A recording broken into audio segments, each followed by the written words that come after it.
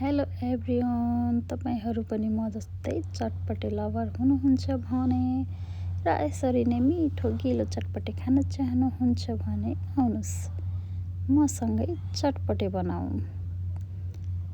यो चटपटे चाहिँ एकदमै मिठो भएको थियो होइन त। मैले खाएको देखेर पनि थाहा भएछ। अनि यो खोर्सानी वाउ, अहिले पनि मुखमा पानी आउँदैछ मेरो। ल बनाउन सुरु गरौँ है त। एउटा सफा भाँडा ल्याउँ अनि यो सफा भाँडा लिइसकेपछि चाहिँ यहाँ काटेर राखेको काँक्रो हालौँ।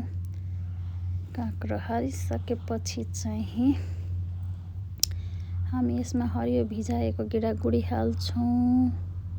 गेडागुडी पनि हालौँ। त्यसपछि हामी यसमा हाल्छौँ प्याज, काटेर राखेको मसिनो गरेर प्याज पनि हालिसक्यौँ। अब हामी यसमा हाल्छौँ धनियाँ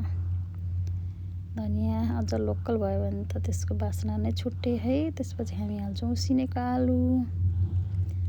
उसिनेको आलु पनि हाल्न एकदमै जरुरी छ।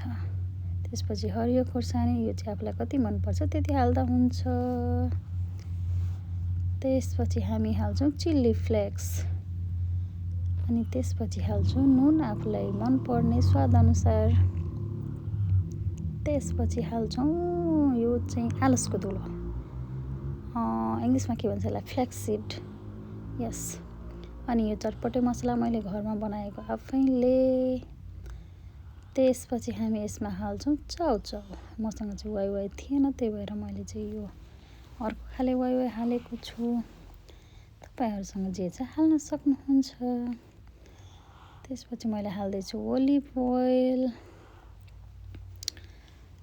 ओइल हालिसकेपछि मैले चाहिँ यो कागती नभएको भएर यो कागतीकै रस हो, यही हाल्दैछु मैले बोतलको। त्यसपछि भुजा, आफूलाई कति हाल्न मन लाग्छ त्यति भुजा राख्ने। भुजा राखिसकेपछि गिलो चटपटेको मेन पोइन्ट आउँछ, त्यो हो गिलो।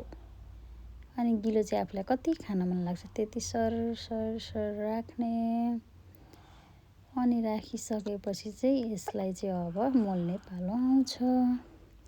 ल है त, मोल्न सुरु गरौँ है त। मजाले स्वाई मजाले मिक्स गर्ने। यो चाहिँ मजाले मिक्स गर्नुपर्छ। गिलो प्लस मसलाहरू सबैतिर लाग्ने गरी मजाले मोल्ने। मैले जस्तै मोलिरहने है त। त्यसपछि चाहिँ लगभग चटपटे रेडी भइसक्यो। अनि एउटा क्लिन बोल लिनुहोस् र यो चटपटे खन्याउनुहोस् आफूलाई कति खान मन लाग्छ। अनि त्यसपछि चाहिँ खनाइसकेर यसरी नै खनाउनुहोस् है त।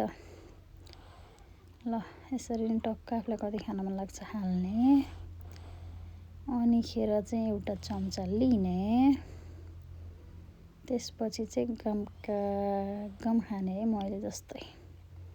मेरो चाहिँ आजको खाजा यही थियो। तपाईँहरूलाई कस्तो लाग्यो हेरेर प्रतिक्रिया दिनुहोला। हस्त अन्तिमसम्म भिडियो हेरिदिनु भएकोमा धेरै धन्यवाद। By and see you on the next video. Okay.